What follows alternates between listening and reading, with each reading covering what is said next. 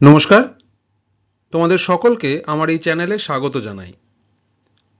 আজকে টেড হিউর একটি ছোট্ট কবিতা নিয়ে কথা বলবো। কবিতাটি ওয়েস্ট বেঙ্গল বোর্ডের ক্লাস 10-এর সিলেবাসে রয়েছে।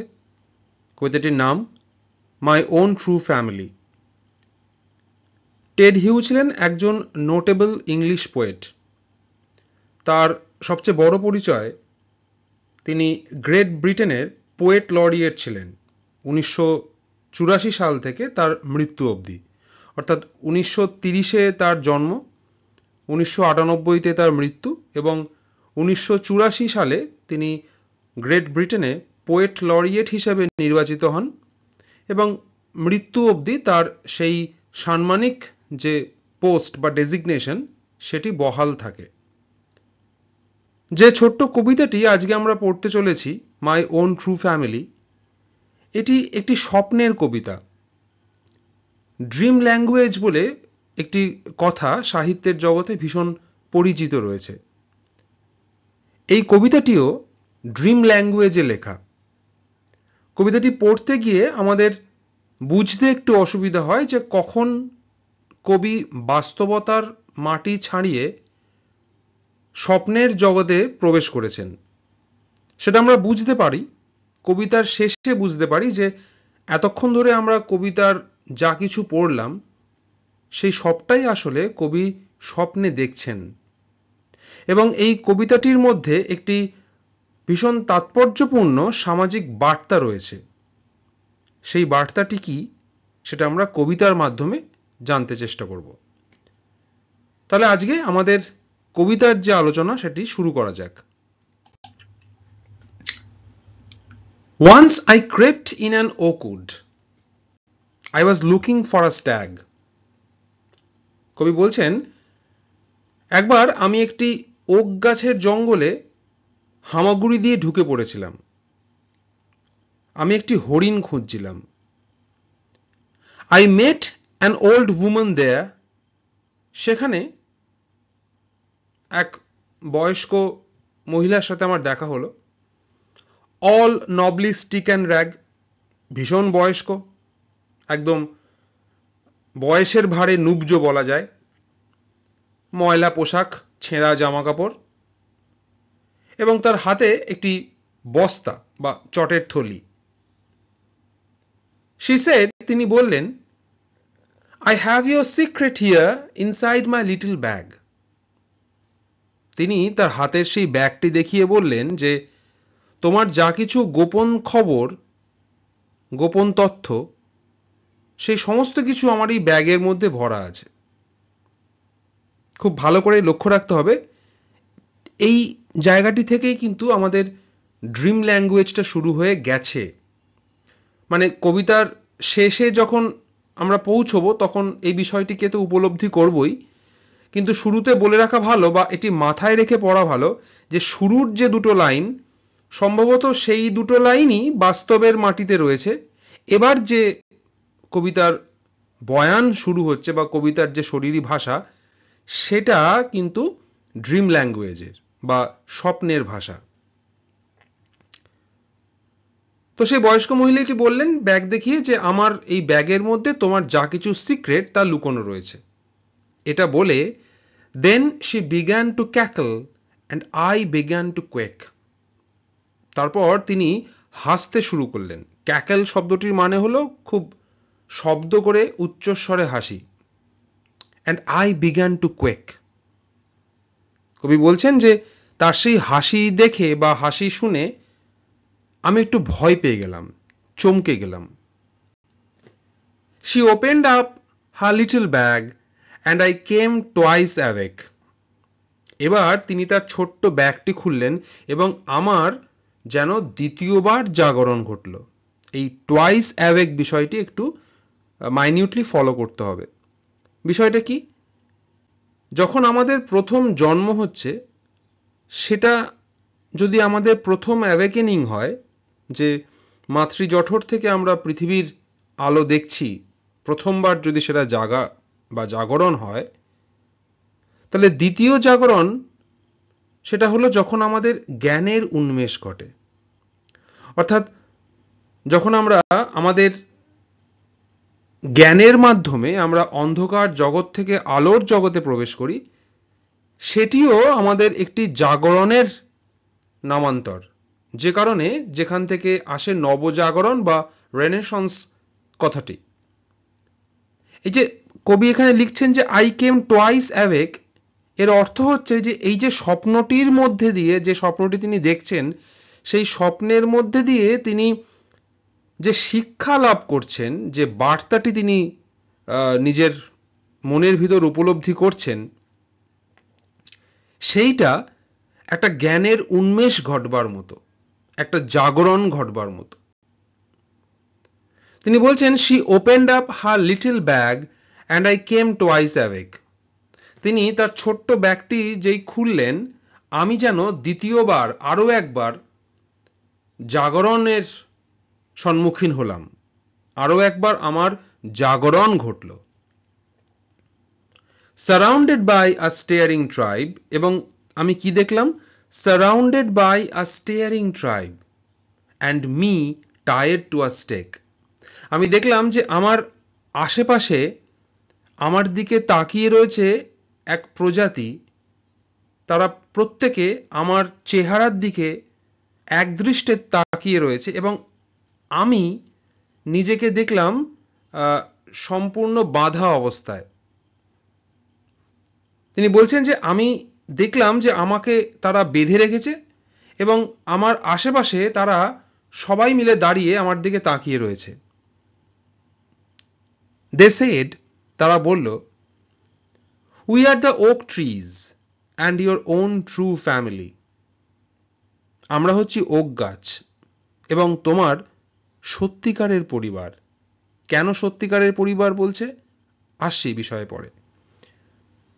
We are chopped down, we are torn up, you do not blink an eye.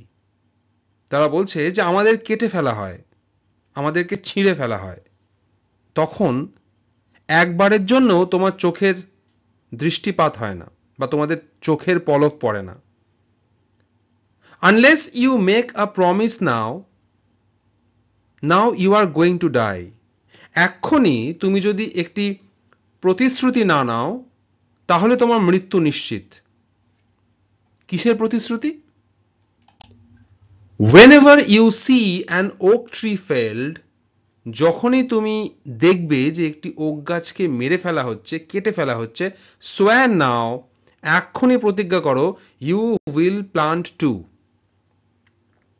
অর্থাৎ যখনই তুমি দেখবে কোনো একটি ওক গাছকে কেটে ফেলা হচ্ছে, প্রতিশ্রুতিবদ্ধ হও বা প্রতিজ্ঞা করো যে তুমি তখন তার পরিবর্তে, ওই একটি গাছের পরিবর্তে দুটি গাছ লাগাবে। Unless you swear, যদি তুমি এই প্রতিশ্রুতিবদ্ধ না হও, এই অঙ্গীকারবদ্ধ না হও, the black oak bark will wrinkle over you. এই ওক গাছের যে কালো ছাল, চামড়া, সেটা তোমাকে পেঁচিয়ে ধরবে, and root you among the oaks, এবং তোমাকে এই ওক গাছগুলোর মধ্যেই পুঁতে দেওয়া হবে, where you were born but never grew.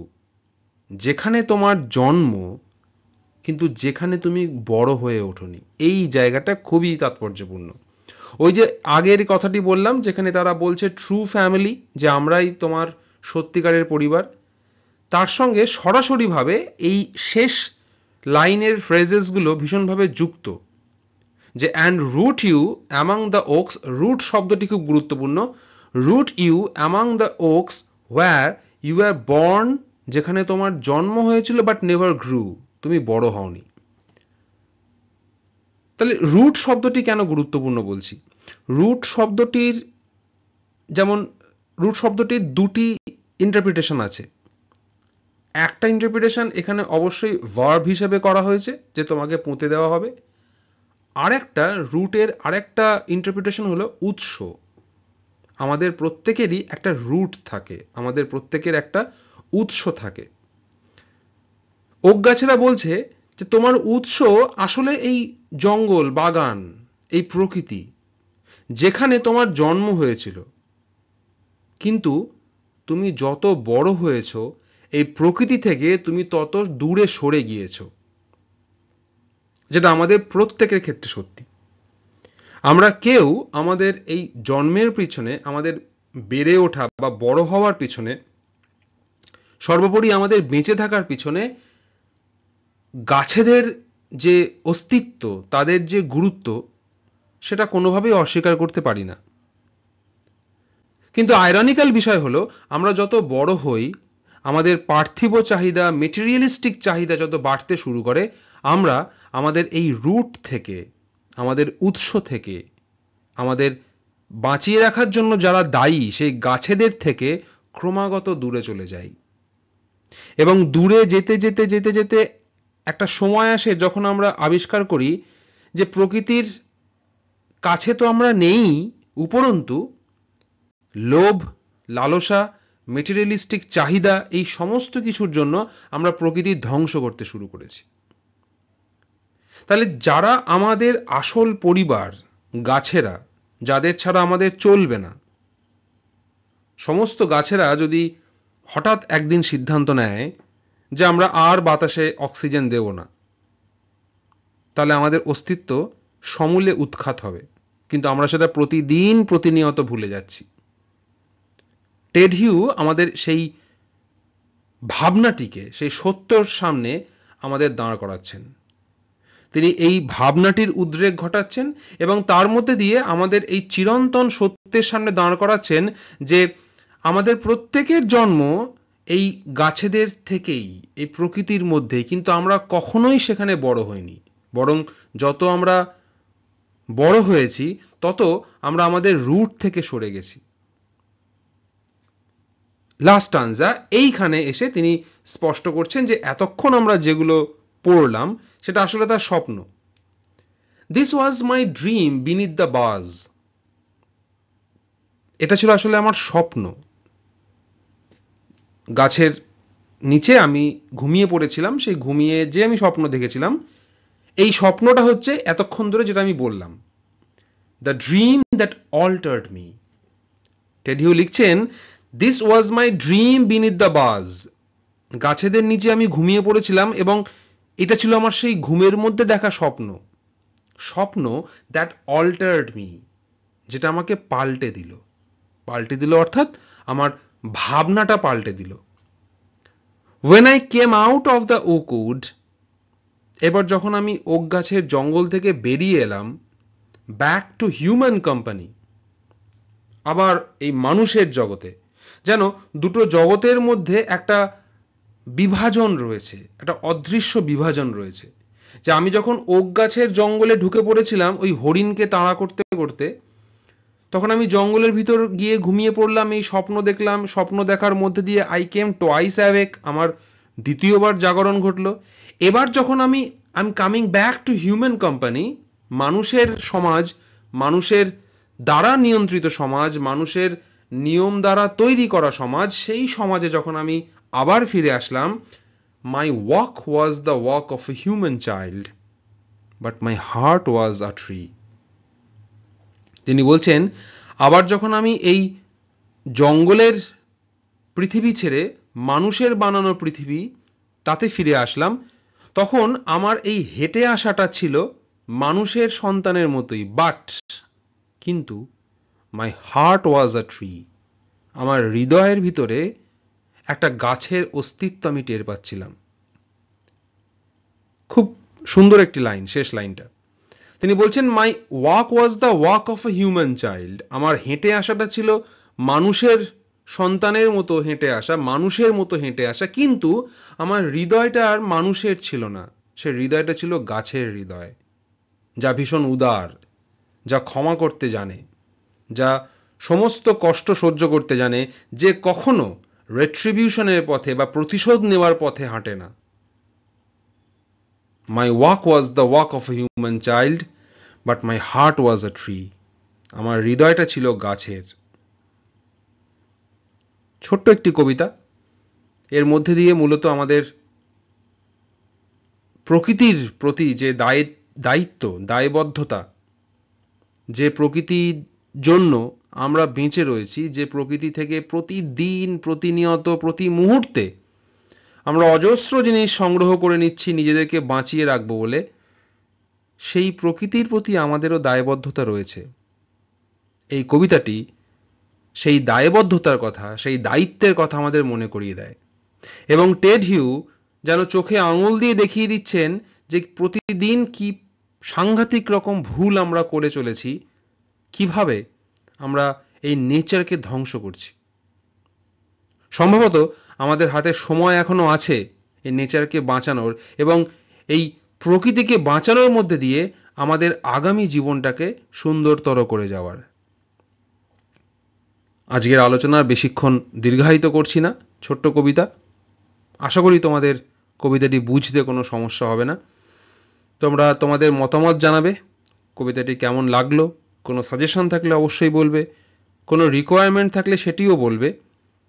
এবং যদি মনে হয় যে আমার এই চ্যানেলটি তোমাদের উপকারে লাগছে, ছোট্ট একাডেমিক চ্যানেল, তাহলে অবশ্যই চ্যানেলটিকে সাবস্ক্রাইব করে আমাকে একটু সাপোর্ট করবে। Thank you. ভালো থেকো সকলে। খুব তাড়াতাড়ি ফিরে আসবো আবার অন্য কোনো একটি বিষয় নিয়ে।